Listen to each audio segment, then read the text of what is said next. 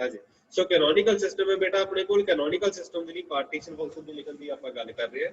So partition function for the canonical system किस तरह govern होएगा, ਜਿਹੜੀ मैक्रो स्टेट होएगी, macro state will be governed by number of particles n, volume v and temperature t. So macro state will be governed by n, v and t. ਉਹਦੇ ਲਈ ਜਦੋਂ ਆਪਾਂ partition function ਲਿਖਣ ਦੀ ਗੱਲ ਕਰਦੇ ਹਾਂ, by choosing the particles to be indistinguishable, so h raised to power 3n and n factorial ਦਾ ਜਿਹੜਾ factor ਹੈ ਉਹ ਉੱਥੇ ਹੀ ਇਵੋਲਵ ਹੁੰਦਾ ਹੈ।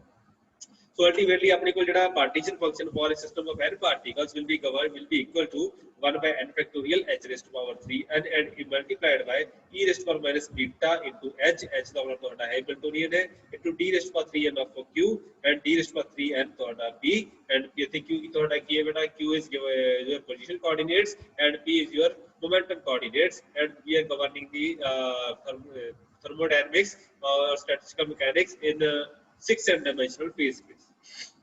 ਸੋ ਇਹਦੇ ਵਿੱਚ ਆਪਾਂ ਗੱਲ ਕਰ ਰਹੇ ਹਾਂ। ਸੋ ਅੱਜ ਦਾ ਟੌਪਿਕ ਜਿਹੜਾ ਬੇਟਾ ਆਈਡੀਅਲ ਗੈਸ ਇਨ ਕੈਨੋਨਿਕਲ ਸਿਸਟਮ। ਸੋ ਨਾਨ ਰਿਲੇਟਿਵਿਸਟਿਕ ਮੋਨੋਟੋਮਿਕ ਕਲਾਸੀਕਲ ਆਈਡੀਅਲ ਗੈਸ ਇਨ ਕੈਨੋਨਿਕਲ ਸੈਂਪਲ ਦੀ ਆਪਾਂ ਗੱਲ ਕਰ ਰਹੇ ਹਾਂ। ਬਾਕੀ ਸਾਰੇ ਦਾ ਸਾਰਾ ਪਾਰਟ ਆਪਾਂ ਡਿਸਕਸ ਕੀਤਾ ਹੋਇਆ, ਜਿਹੜੇ ਫੰਡਾਮੈਂਟਲ ਇਹਦੇ ਫੀਚਰਸ ਹੈਗੇ ਨਾਨ ਰਿਲੇਟਿਵਿਸਟਿਕ ਮੋਨੋਟੋਮਿਕ ਕਲਾਸੀਕਲ ਗੈਸ ਔਰ ਸਮਥਿੰਗ ਲਾਈਕ ਦੈਟ, ਤਾਂ ਉਹ ਸਾਰੇ ਫੀਚਰ ਆਪਾਂ ਮਾਈਕਰੋ ਕੈਨੋਨਿਕਲ ਦੇ ਵਿੱਚ ਵੀ ਡਿਸਕਸ ਕਰ ਚੁੱਕੇ ਹਾਂ। ਇੱਥੇ ਸਿਰਫ ਆਪਾਂ ਕੈਨੋਨਿਕਲ ਐਨਸੈਂਪਲ ਦਾ ਥੋੜਾ ਜਿਹਾ ਫਰਕ ਹੋਏਗਾ ਬਿਕਾਜ਼ ਇਹਦੇ ਵਿੱਚ એનર્ਜੀ ਐਕਸਚੇਂਜ ਅਲਾਉਡ ਹੈ, ਇਸ ਕਰਕੇ ਆਪਣੇ ਕੋਲ ਜਿਹੜਾ ਹੈਮਿਲਟਨ ਜਿਹੜਾ ਪਾਰਟੀਸ਼ਨ ਫੰਕਸ਼ਨ ਹੈ ਉਹ ਇਵੋਲਵ ਹੋ ਜਾਏਗਾ। ਸੋ ਪਾਰਟੀਸ਼ਨ ਫੰਕਸ਼ਨ ਦੇ ਕਰਕੇ ਆਪਣੇ ਕੋਲ ਇੱਥੇ ਕੀ ਇਵੋਲਵ ਹੁੰਦਾ ਹੈ, ਸੋ ਉਹਦੇ ਰਿਗਾਰਡਿੰਗ ਆਪਾਂ ਗੱਲ ਕਰਾਂਗੇ। ਹੁਣ ਆਪਣੇ ਕੋਲ ਕੀ ਹੈ ਬੇਟਾ, ਕਲਾਸੀਕਲ ਪਾਰਟੀਕਲ ਹੈ, ਇਸ ਕਰਕੇ ਆਪਣੇ ਕੋਲ ਜਿਹੜਾ ਹੈਮਿਲਟੋਨੀਅਨ ਹੈ ਉਹਦੇ ਵਿੱਚ ਸਿਰਫ because kinetic energy and potential energy ਦਾ ਸਮ ਹੁੰਦਾ ਹੈ h, ਤਾਂ ਉਹਦੇ ਵਿੱਚ ਕੀ ਹੋਏਗਾ ਆਪਣੇ ਕੋਲ ਸਿਰਫ ਕਾਈਨੈਟਿਕ એનર્ਜੀ ਹੋਏਗੀ that will be given by p square by 2n। ਸੋ ਆਪਣੇ ਕੋਲ n ਪਾਰਟੀਕਲ ਸਿਸਟਮ ਹੈ, ਇਸ ਕਰਕੇ I will be equal to 1 to n ਦੇ ਬਰਾਬਰ ਹੋ ਜਾਏਗਾ। ਸੋ ਆਪਣੇ ਕੋਲ ਕੀ ਹੈ ਬੇਟਾ, ਇੱਥੇ ਤੁਹਾਡੇ ਕੋਲ p square ਕੀ ਹੈ, p1x square p1y square p1z square for I ਆਪਣੇ ਕੋਲ ਕੀ ਹੈ I1 to n ਹੋ ਸਕਦਾ ਹੈ। तो I ਦੇ ਕੋਰਸਪੋਂਡਿੰਗ ਲਿਖ ਸਕਦੇ ਹੋ, 1 ਦੇ p1 p2 ਦੇ ਕੋਰਸਪੋਂਡਿੰਗ ਲਿਖ ਸਕਦੇ ਹੋ। ਸੋ ਤੁਹਾਡੇ ਕੋਲ n ਪਾਰਟੀਕਲ ਹੈ, ਤੁਸੀਂ ਉਹਦੇ ਹਿਸਾਬ ਨਾਲ ਇਹਨੂੰ ਅਰੇਂਜ ਕਰ ਸਕਦੇ ਹੋ। So partition function for n particle system it will be equal to 1 by n factorial h raised to power 3n। So ਤੁਹਾਡੇ ਕੋਲ ਇੰਟੈਗਰਲ ਹੋਏਗਾ ਬਿਕਾਜ਼ ਆਪਾਂ ਸਮੇਸ਼ਨ ਨੂੰ ਅਵੋਇਡ ਕੀਤਾ ਹੈ। ਸੋ ਸਮੇਸ਼ਨ ਆਪਣੀ ਦੀ ਜ਼ਰੂਰਤ ਨਹੀਂ ਹੈ ਇੱਥੇ ਬਿਕਾਜ਼ ਆਪਣੇ ਕੋਲ ਕੀ ਹੈ ਕੰਸੀਡਰਸ ਲਾਰਜ ਹੈ, ਇਸ ਕਰਕੇ ਆਪਾਂ ਸਮੇਸ਼ਨ ਨੂੰ ਇੰਟੈਗਰਲ ਫਾਰਮ ਚ ਕਨਵਰਟ ਕਰ ਦਿੱਤਾ ਹੈ। ਸੋ e raised to power minus beta by 2m into h है, तो h अपने को सही माइनस बीटा इंटू h सीगा बेटा, h के कॉरस्पॉन्डिंग की है p स्क्वायर बाय 2m। तो p जड़ा है p square p of i आएगा बेटा, ਉਹਦੀ ਕॉरस्पॉन्डिंग आएगा। सो प्रोडक्ट की है बेटा कि dqp and dq raised to power q हो जाएगा ਤੁਹਾਡੇ ਕੋਲ ਵੋਲਿਊਮ ਐਲੀਮੈਂਟ ਹੋ ਜਾਏਗਾ। ਸੋ ਉਹਦੇ ਕॉरस्पॉन्डिंग ਤੁਹਾਡੇ ਕੋਲ ਕੀ ਆ ਜਾਏਗਾ ਬੇਟਾ d ਕਿਊਬ ਜਿਹੜਾ q ਹੈ ਉਹ ਅਲਟੀਮੇਟਲੀ ਸੈਪਰੇਟ ਆਊਟ ਹੋ ਜਾਏਗਾ ਐਂਡ d ਕਿਊਬ p ਜਿਹੜਾ ਉਹ ਸੈਪਰੇਟ ਆਊਟ ਹੋ ਜਾਏਗਾ ਇਸ ਕੇਸ ਦੇ ਵਿੱਚ, ਜਿਸ ਤਰ੍ਹਾਂ ਆਪਾਂ ਪਹਿਲਾਂ ਵੀ ਕੀਤਾ ਹੈ। ਸੋ ਜਿਹੜਾ ਵੋਲਿਊਮ ਵਾਲਾ ਪਾਰਟ ਹੈ, ਸਪੇਸ ਕੋਆਰਡੀਨੇਟ ਵਾਲਾ ਪਾਰਟ ਹੈ, ਬਿਲਕੁਲ ਡਿਫਰੈਂਟਲੀ ਬਿਹੇਵ ਕਰੇਗਾ ਐਂਡ ਤੁਹਾਡੇ ਕੋਲ ਜਿਹੜਾ ਪੂਰੇ ਮੋਮੈਂਟਮ ਵਾਲਾ ਪਾਰਟ ਹੈ ਉਹ ਅਲੱਗ ਤਰ੍ਹਾਂ ਬਿਹੇਵ ਕਰੇਗਾ। ਸੋ ਇਹਦੇ ਵਿੱਚ ਕੀ ਹੈ ਤੁਹਾਡੇ ਕੋਲ n ਪਾਰਟੀਕਲ ਸਿਸਟਮ ਹੈ, ਇਸ ਕਰਕੇ ਕੀ ਹੋਏਗਾ ਸਮਾਲ ਵੋਲਿਊਮ ਐਲੀਮੈਂਟ। ਸੋ ਇਹ ਟਰਮ ਕਿਸ ਐਕਸਟੈਂਡ ਹੋਏਗੀ d ਕਿਊਬ ਵਾਲੀ, ਇਹ n ਐਲੀਮੈਂਟਸ ਦੇ ਲਈ ਆਏਗੀ। ਅਗਰ ਤੁਹਾਡੇ ਕੋਲ ਇੱਕ ਸਿੰਗਲ ਪਾਰਟੀਕਲ ਦੇ ਲਈ ਵੋਲਿਊਮ ਤੁਹਾਡਾ v ਹੋ ਗਿਆ ਤਾਂ n ਪਾਰਟੀਕਲ ਸਿਸਟਮ ਦੇ ਲਈ ਤੁਹਾਡਾ v ਵੋਲਿਊਮ ਕੀ ਹੋ ਜਾਏਗਾ v raised to power n ਦੇ ਬਰਾਬਰ ਆ ਜਾਏਗਾ। ਸੋ ਇਸੇ ਕਰਕੇ ਆਪਾਂ ਕੀ ਲਿਖਿਆ ਹੈ ਬੇਟਾ v raised to power n। ਸੋ ਬਾਕੀ ਵਾਲਾ ਪਾਰਟ ਕੀ ਹੈ ਬੇਟਾ n ਪਾਰਟੀਕਲ ਸਿਸਟਮ ਹੈ, ਆਪਾਂ ਇੱਕ ਪਾਰਟੀਕਲ ਲਈ ਚੂਜ਼ ਕਰਕੇ ਉਹਨੂੰ raised to power n ਕਰ ਸਕਦੇ ਹਾਂ। So minus infinity to plus infinity e raised to power minus beta into p square divided by 2m that d cube p raised to power n ਦੇ ਬਰਾਬਰ ਹੋ ਜਾਏਗਾ, ਜਿਹਨੂੰ ਆਪਾਂ I1 ਲਿਖਿਆ ਹੋਇਆ। So I1 raised to power n।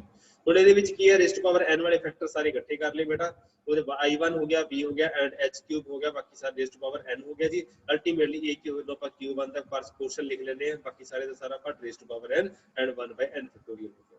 ਉਹਦੇ ਵਿੱਚ ਆਪਾਂ ਫਾਈਂਡ ਆਊਟ ਕੀ ਕਰਾਂਗੇ ਬੇਟਾ q1 ਆਪਣੇ ਫਾਈਂਡ ਆਊਟ ਕਰਨ ਦੀ ਗੱਲ ਹੈ। So v divided by h cube minus infinity to plus infinity, ਇਹ ਤੁਸੀਂ ਫੈਕਟਰ ਨੂੰ ਰਿਡਿਊਸ ਕਰਨਾ ਹੈ, ਫਾਈਂਡ ਆਊਟ ਕਰਨਾ ਹੈ। ਸੋ ਸਿੰਗਲ ਆਟਮ ਇਹ ਕੀ ਹੈ ਸਿੰਗਲ ਆਟਮ ਪਾਰਟੀਸ਼ਨ ਫੰਕਸ਼ਨ ਹੈ। ਸੋ ਇਸ ਕੇਸ ਦੇ ਵਿੱਚ ਆਪਣੇ ਕੋਲ ਕੀ ਹੈ ਬੇਟਾ ਆਪਣੇ ਇਹਨੂੰ ਸਿੰਪਲੀਫਾਈ ਕਰਨ ਦੇ ਲਈ ਕੀ ਕਰਾਂਗੇ ਵੇਰੀਅਸ ਟੈਕਨੀਕਸ ਲਗਾਵਾਂਗੇ। So since the integrate involves p square, so ਆਪਣੇ ਕੋਲ ਕੀ ਹੈ p square ਦਿੱਤਾ ਹੋਇਆ ਹੈ, ਇਸ ਕਰਕੇ ਆਪਣੇ ਕੋਲ spherical symmetry ਹੋਏਗੀ ਜਸਟ ਲਾਈਕ ਸਰਕਲ ਵਾਲੀ ਫਾਰਮ ਆ ਗਈ। ਉਹਦੇ ਕੇਸ ਦੇ ਵਿੱਚ ਆਪਣੇ ਕੋਲ ਹੋਏਗਾ ਬਿਕਾਜ਼ ਸਫੀਅਰ ਦੀ ਇਕੁਏਸ਼ਨ ਬਣ ਜਾਂਦੀ ਹੈ px square plus py square plus pz square। ਸੋ ਆਪਣੇ ਕੋਲ ਸਰਕਲ ਜਾਂ ਆਪਣੇ ਕੋਲ ਸਫੀਅਰ ਦੀ ਇਕੁਏਸ਼ਨ ਬਣ ਜਾਂਦੀ ਹੈ, ਇਸ ਕਰਕੇ spherical symmetry ਹੈ। ਇਸ ਕਰਕੇ ਆਪਾਂ ਨੂੰ ਕੀ ਕਰਾਂਗੇ ਬੇਟਾ minus infinity to plus infinity ਦੀ ਜਗ੍ਹਾ 0 to infinity e raised to minus beta square divided by 2m into 4 pi p square into dp ਦੇ ਕੋਰਸਪੋਂਡਿੰਗ ਆਪਾਂ ਇਹਨੂੰ ਸੋਲਵ ਆਊਟ ਕਰਾਂਗੇ because of the spherical symmetry। ਸੋ ਇਹਦੇ ਵਿੱਚ ਆਪਾਂ ਕੀ ਕੀਤਾ ਬੇਟਾ, ਹੁਣ ਆਪਾਂ ਕੀ ਆ ਗਿਆ ਬੇਟਾ, ਪੀ ਸਕੁਅਰ ਦੀ ਵੈਲਿਊ ਹੈ, ਸੋ ਪੀ ਸਕੁਅਰ ਆਪਾਂ ਨੂੰ ਪੁੱਟ ਕਰ ਦਿੰਦੇ ਆ, ਇਹ ਸਾਰੇ ਦਾ ਸਾਰਾ ਫੈਕਟਰ ਆਪਾਂ ਕੀ ਪੁੱਟ ਕਰਾਂਗੇ ਬੇਟਾ, p square ਦੀ ਵੈਲਿਊ ਪੁੱਟ ਕਰ ਦਾਂਗੇ। So it will B beta p square divided by 2m, beta p square divided by 2m, it will be equal to t square ਨੂੰ ਪੁੱਟ ਕਰ ਦਿਓ, ਬਾਕੀ ਸਾਰਾ ਦਾ ਸਾਰਾ ਪਾਰਟ p ਕੀ ਹੋ ਜਾਏਗਾ, dp ਕੀ ਹੋ ਜਾਏਗਾ, ਸਾਰਾ ਦਾ ਸਾਰਾ ਪਾਰਟ ਤੁਸੀਂ ਡਿਫਰੈਂਸ਼ੀਏਟ ਕਰਕੇ ਫਾਈਂਡ ਆਊਟ ਕਰ ਸਕਦੇ ਹੋ।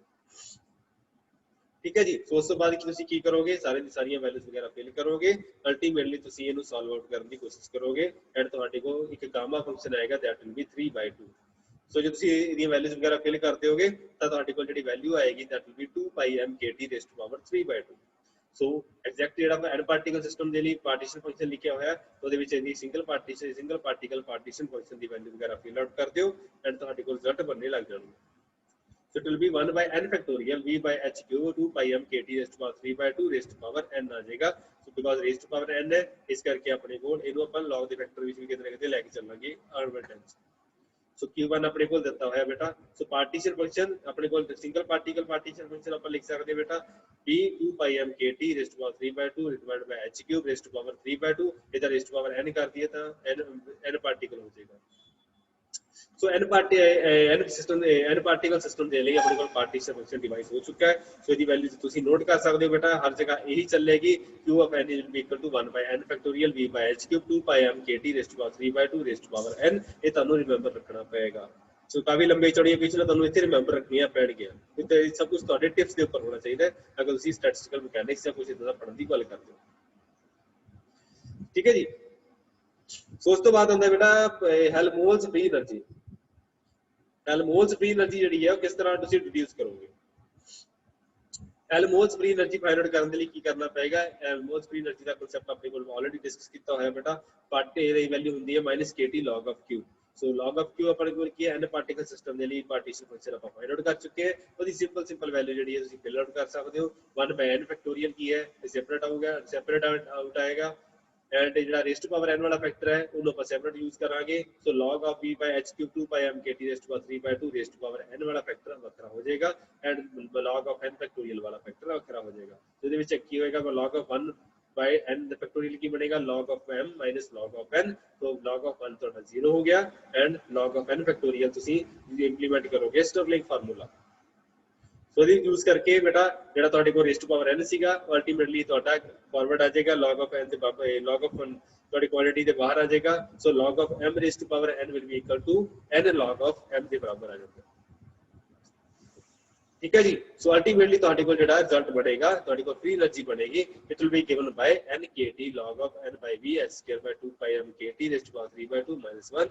so you can simply find out what is entropy of the system। entropy ਕਿਸ ਤਰ੍ਹਾਂ ਆਏਗੀ, minus curl a by curl t ਦੇ ਬਰਾਬਰ ਆ ਜਾਏਗੀ। ਹਾਂਜੀ ਬੇਟਾ। ਸੋ ਜ਼ੂਮ ਕ੍ਰੈਸ਼ ਹੋ ਜਾਂਦਾ ਕਦੀ ਕਦੀ, ਉਹਦੇ ਕਰਕੇ ਪ੍ਰੋਬਲਮ ਆਉਂਦੀ।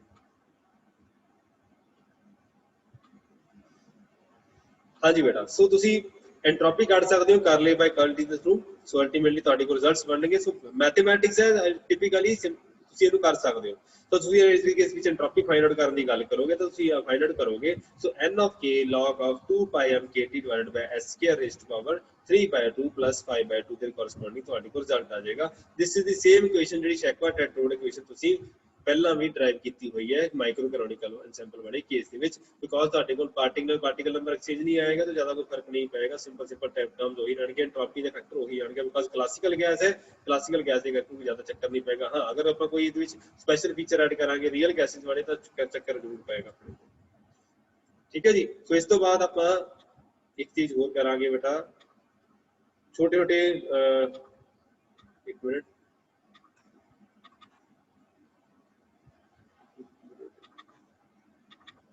तो छोटे करोलरीज है ਤੁਹਾਡੇ ਲਈ ਬੇਟਾ, ਉਹ ਤੁਸੀਂ ਕਰ ਸਕਦੇ ਹੋ। ਕरोलरीज किस तरह ਦੀ ਹੋਣਗੀ ਉਹ ਤੁਹਾਨੂੰ ਦਿਖਾ ਦਿੰਦਾ ਹੈ ਬੇਟਾ।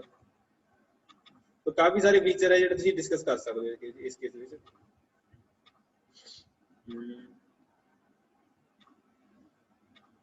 आई होप ਤੁਹਾਨੂੰ ਸਕਰੀਨ ਦੇ ਉੱਪਰ ਵਿਜ਼ੀਬਲ ਹੋਏਗਾ। तो show that P is equal to curl A by curl V is equal to nkt by V, or you can simply say canonical ensemble ਦੇ ਲਈ PV is equal to nRT ਦੇ ਬਰਾਬਰ ਹੋ ਜਾਣਾ ਚਾਹੀਦਾ, which is ideal gas equation। तो ਇਸ case ਦੇ ਵਿੱਚ ਕੀ ਹੈ, ਜਿਹੜਾ ਫ੍ਰੀ એનર્ਜੀ ਤੁਸੀਂ ਫਾਈਂਡ ਆਊਟ ਕੀਤੀ ਹੈ ਉਹਦਾ ਵੋਲਿਊਮ ਦੇ ਨਾਲ ਡੈਰੀਵੇਟਿਵ ਲੈ ਲਓ ਤਾਂ ਅਲਟੀਮੇਟਲੀ ਤੁਹਾਡੇ ਕੋਲ ਪ੍ਰੈਸ਼ਰ ਆ ਜਾਣਾ ਚਾਹੀਦਾ ਹੈ। ਸੋ ਕੈਮੀਕਲ ਪੋਟੈਂਸ਼ੀਅਲ ਵੀ ਤੁਸੀਂ ਫਾਈਂਡ ਆਊਟ ਕਰ ਸਕਦੇ ਹੋ। ਇਸ ਕੇਸ ਵਿੱਚ free energy which is equal to mu into n ਤੁਸੀਂ ਉਹ ਵੀ ਫਾਈਂਡ ਆਊਟ ਕਰ ਸਕਦੇ ਹੋ। ਉਸ ਤੋਂ ਬਾਅਦ ਤੁਸੀਂ internal energy that is 3/2 n kT ਤੁਸੀਂ ਫਾਈਂਡ ਆਊਟ ਕਰ ਸਕਦੇ ਹੋ। ਤੁਹਾਡੇ ਕੋਲ ਗਾਮਾ ਦਾ ਫੈਕਟਰ that is Cp/Cv ਤੁਹਾਡੇ ਕੋਲ ਆ ਜਾਣਾ ਚਾਹੀਦਾ ਹੈ 5/3 ਦੇ ਬਰਾਬਰ। Internal energy specific heat at constant volume 3/2 Nk and specific heat at constant pressure 5/2 Nk ਦੇ ਬਰਾਬਰ ਤੁਹਾਡੇ ਕੋਲ ਫਾਈਂਡ ਆਊਟ ਹੋਣੀ ਚਾਹੀਦੀ। ਸੋ ਇਸ ਤੋਂ ਬਾਅਦ ਤੁਹਾਡੇ ਕੋਲ ਜਿਹੜਾ ਬੇਟਾ ਚੈਪਟਰ ਹੈ ਆਰਕੇ ਪਥਰੀਆ ਦਾ, ਉਹਦੇ ਵਿੱਚ ਕਾਫੀ ਸਾਰੇ ਨੂਮੈਰੀਕਲ ਸੋਲਵ ਕੀਤੇ ਹੋਏ ਆ। n ਹਾਰਮੋਨਿਕ ਆਸੀਲੇਟਰ ਦੇ ਲਈ this is not n harmonic oscillator, this is n particle harmonic oscillator. An harmonic oscillator is a different term, n particle harmonic oscillator is a different term. ਸੋ ਇਹ ਚੀਜ਼ ਯਾਦ ਰੱਖਿਓ ਬੇਟਾ। ਹਾਰਮੋਨਿਕ ਆਸੀਲੇਟਰ ਦੇ ਕੋਰਸਪੋਂਡਿੰਗ ਤੁਸੀਂ partition function find out ਕਰ ਰਹੇ ਹੋ, ਉਹਦੇ ਕੋਰਸਪੋਂਡਿੰਗ એનર્ਜੀ ਆਈਗਨ ਵੈਲਿਊਜ਼ ਵੀ ਤੁਸੀਂ ਡਿਡਿਊਸ ਕਰੋਗੇ। ਉਸ ਤੋਂ ਬਾਅਦ ਤੁਹਾਡੇ ਕੋਲ ਜਾਏਗਾ ਬੇਟਾ रोटेटिंग सिस्टम है, रोटेशनल मोशन है, ਉਹਦੇ ਕੋਰਸਪੋਂਡਿੰਗ ਤੁਸੀਂ ਪਾਰਟੀਕਲ ਦੇ ਲਈ ਪਾਰਟੀਸ਼ਨ ਫੰਕਸ਼ਨ ਲਿਖੋਗੇ। એનર્ਜੀ ਲੈਵਲ ਰਿਡਿਊਸ ਕਰੋਗੇ। ਵਾਈਬ੍ਰੇਸ਼ਨਲ ਸਿਸਟਮ ਹੈ, ਉਹਦੇ ਕੋਰਸਪੋਂਡਿੰਗ ਤੁਹਾਡੀ ਕੋਲ energy values and eigenvalues ਜਾਂ ਪਾਰਟੀਸ਼ਨ ਫੰਕਸ਼ਨ ਤੁਸੀਂ ਡਿਵਾਈਸ ਕਰ ਸਕਦੇ ਹੋ। ਮੈਗਨੈਟਿਕ ਫੀਲਡ ਦੇ ਵਿੱਚ ਪਾਰਟੀਕਲ ਹੈ, ਉਹਦੇ ਕੋਰਸਪੋਂਡਿੰਗ ਤੁਸੀਂ ਮੈਗਨੈਟਿਕ ਮੂਵਮੈਂਟਸ ਹੈਗੀ ਹੈ, ਉਹਦੇ ਕੋਰਸਪੋਂਡਿੰਗ ਤੁਹਾਡੇ ਕੋਲ ਜਿਹੜਾ ਡਿਸਟ੍ਰੀਬਿਊਸ਼ਨ ਹੈ ਉਹਦੀ ਰਿਗਾਰਡਿੰਗ ਤੁਸੀਂ ਪਾਰਟੀਸ਼ਨ ਫੰਕਸ਼ਨ ਲਿਖ ਸਕਦੇ ਹੋ। ਉਹ ਤੋਂ ਕਾਫੀ ਸਾਰੀਆਂ ਬੇਟਾ ਐਗਜ਼ਾਮਪਲਸ ਦਿੱਤੀਆਂ ਹੋਈਆਂ ਪਥਰੀਆ ਦੀ ਬੁੱਕ ਦੇ ਵਿੱਚ, ਉਸਨੂੰ ਓਪਨ ਅਪ ਕਰਕੇ ਦੇਖੋ। So that will be far better for you। किताब खोलोगे ज्यादा पता चलेगा। ठीक है बेटा। सो आज के लिए टॉपिक लिए इतने बहुत है। सो बाकी अपन नेक्स्ट टाइम दूसरी चीज स्टार्ट करांगे, बिकॉज मैं ज्यादा डिस्कस नहीं करूंगा न्यूमेरिकल पार्ट ही ਤੁਹਾਡੇ ਤੇ ਛੱਡਿਆ। ठीक है जी। सो नोट्स ਵਿੱਚ ਮੈਂ ਤੁਹਾਨੂੰ ਭੇਜ ਦਾਂਗਾ ਵੀ ਕਿਹੜਾ ਕਿਹੜਾ ਮੈਂ ਸੋਲਵ ਕੀਤਾ ਹੋਇਆ, ਕਿਹੜਾ ਕਿਹੜਾ ਨਹੀਂ। ਸੋ ਬਾਕੀ ਜਿਹੜੀ ਚੀਜ਼ਾਂ ਤੁਸੀਂ ਖੁਦ ਹੈਂਡਲ ਕਰੋ। न्यूमेरिकल पार्ट मैं लिटरेचर वाला ज्यादा पार्ट जब डिस्कस करांगा, बिकॉज मैं ग्रैंड कैनोनिकल भी स्टार्ट कर रहे हैं, ਉਹਦੇ ਵਿੱਚ ਕਾਫੀ ਲੰਬੇ ਚੌੜੇ ਆਰਟੀਕਲ ਆਣਗੇ। ਸੋ ਉਹ ਵੀ ਡਿਸਕਸ ਕਰਾਂਗੇ। ਸੋ ਕੈਨੋਨੀਕਲ ਦਾ ਪਾਰਟ ਇੱਥੇ ਖਤਮ ਹੁੰਦਾ ਬੇਟਾ। ਸੋ ਗ੍ਰੈਂਡ ਕੈਨੋਨੀਕਲ ਦੇ ਵਿੱਚ ਵੀ ਸੇਮ ਟਰਮੀਨੋਲੋਜੀ ਹੋਏਗੀ, ਲੇਕਿਨ ਉੱਥੇ ਇਕੁਏਸ਼ਨ ਜ਼ਿਆਦਾ ਹੋਣਗੀਆਂ, ਉਹਦੇ ਤੁਹਾਡੇ ਕੋਲ ਫਲਕਚੁਏਸ਼ਨ ਦਾ ਕਨਸੈਪਟ ਵੀ ਜ਼ਿਆਦਾ ਆਏਗਾ, ਉਹ ਰਿਗਾਰਡਿੰਗ ਆਪਾਂ ਡਿਸਕਸ ਕਰਾਂਗੇ। So thank you very much. ਅਗਰ ਕੋਈ ਡਾਊਟਸ ਵਗੈਰਾ ਹੈਗੇ ਜਾਂ ਕੁਐਸਚਨ ਹੈਗੇ ਤਾਂ ਬੇਟਾ